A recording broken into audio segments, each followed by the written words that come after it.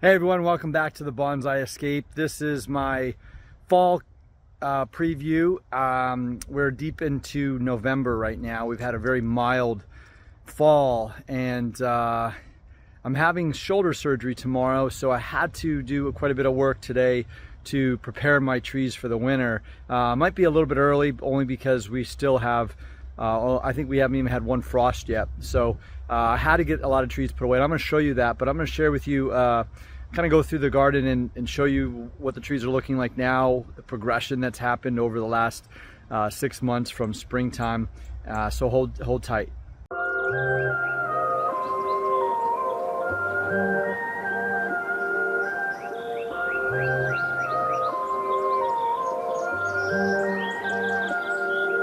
Everyone, welcome back to the Bonsai Escape.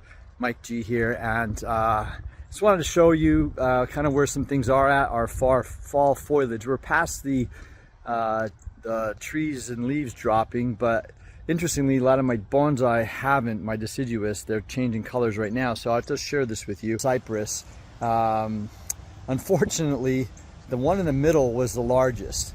This guy was the largest. It was about 6 feet tall, and due to where I live, we have a lot of deer out here. The deer came, and a buck came and scraped its antlers on this tree all the way down to about a foot off the ground, and I came over and the tree was knocked over. So I cut it down and I'm going to use a new leader, which is what I was going to do anyway. It wasn't quite that low that I was going to go, but you got to do what nature does. But look at the beautiful fall colors of the bald cypress. They are deciduous, they'll lose their leaves. They'll do really well here in the wintertime. And I'll just keep letting them progress. This one, I'm excited to see what happens next fall, next spring. It's about the best I could do with what the deer did to it. So I'm gonna have to do something to protect these deer, or the trees from the deer next year. Let's take a look at the rest of the garden. You may remember I had a couple black pines that I planted in the ground last year. They're doing great. They've gotten, that's the shoot from this year, the shoot off the end of the large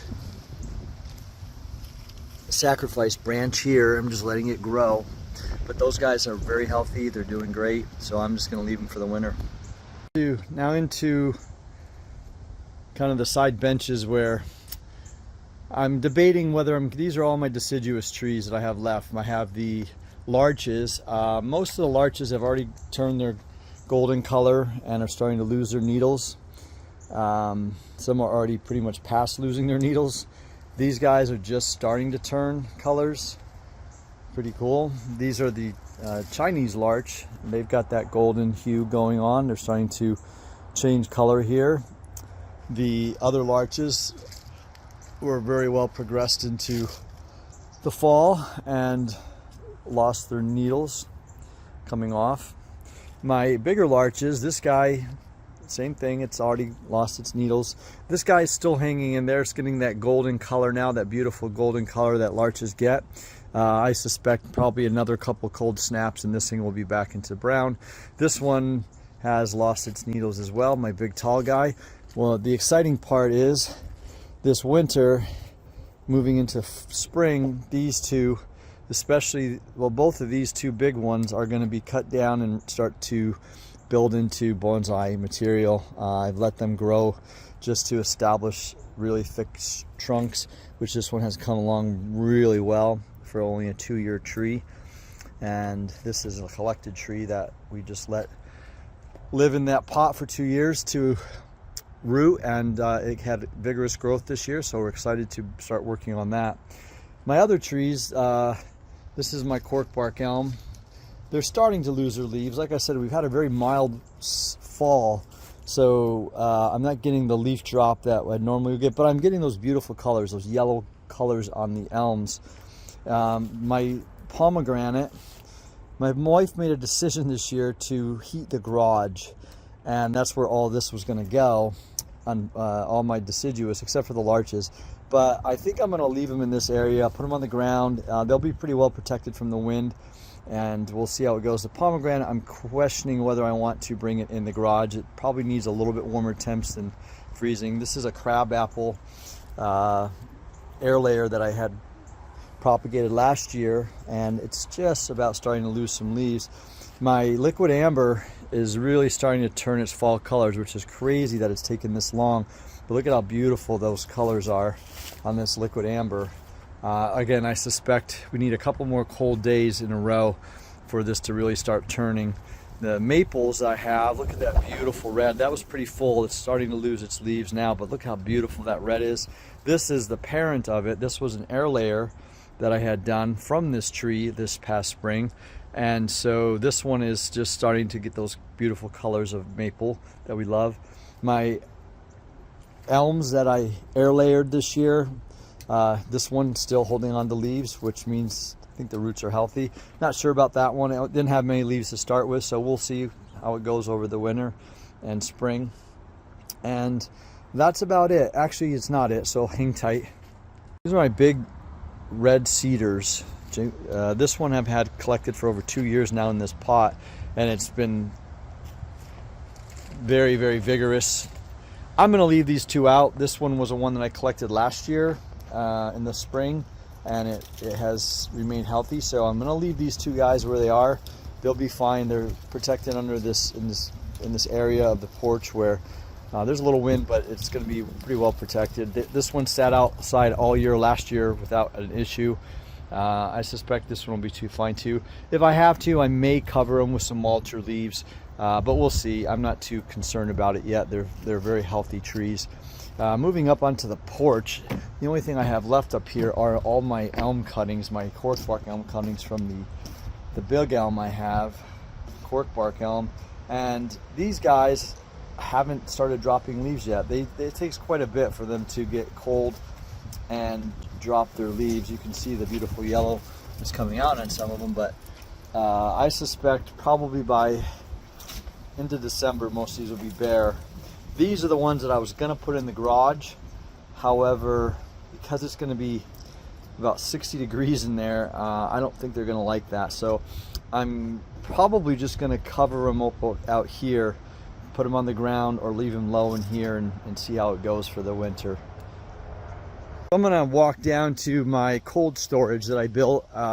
It's a small little shed that I built, little lean-to shed that I built a couple years ago to keep my evergreens in. It's in the north-facing part of the property, and let me show you the area. It sits under trees, even though there's no leaves on them. There won't be. The sun does set right behind us here across, so this is facing north, so it doesn't get direct sunlight. It stays ambient temperature throughout the day. This is just a basic 4x8 lean-to shed I built. Has window so that it does get some indirect sunlight, but all my evergreens I've put in here. Over the last 2 years, I've actually dug into the ground, and this is where the shed sat. I dug in about 5 inches into the ground, put all my trees in, and then I buried them in mulch my first 2 years, and they came out great. This year, what I think I'm going to do is leave it like this. I actually had some mesh. I've had some mice in here. They've never bothered the trees, but just to keep them out, I actually laid some mesh down and secured it to the base of the lean-to so that I can't get anything in it unless they climb over top, which they probably will. But this year I'm going to see how it goes without burying them like I did before with mulch and leaves. If I have to, I can still do that. Plenty of leaves around here. But this is where they sat for 2 years in the wintertime. I leave the doors open like this until we get like down into the sub-20s and we get some freezing rain. For the most part, I just leave it aerated. It's protected from wind, and it stays ambient temperature of outdoors. Being on the ground, it does have a benefit of being a little warmer than up in the air like I have in my patio. So that is where all my evergreens sit all winter from now until probably April or May, and they've all done great. When it rains, they get water. They haven't been needing to water because of the colder temperatures. Their metabolism slowed down, but they do photosynthesize through the winter, so it's important to have them in a lighted area, not direct sunlight, but where they get some light and some air movement. So this is a great little shed that I built. It's actually too small. I need a bigger one. That's what the plan is with the rest of the next year, is to build a big shed.